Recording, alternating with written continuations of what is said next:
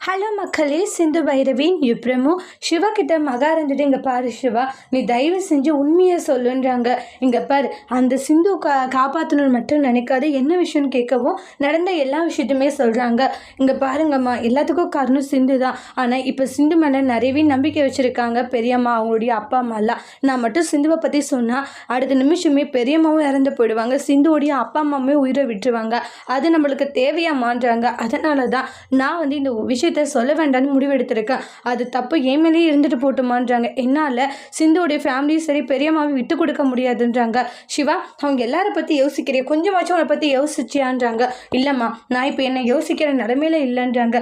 எனக்கு இப்போ ரொம்ப ரொம்ப முக்கியமே எனக்கு சிந்துவோடைய அம்மா அப்பா பெரியம்மாவோடைய உயிர் மட்டும்தான்றாங்க. இங்கே பாரு, என் மேலே சத்தியம் பண்ணி சொல்லு, கண்டிப்பாக நீ உண்மையை சொல்லணும்னு சொல்ல முடியாதுன்றாங்க.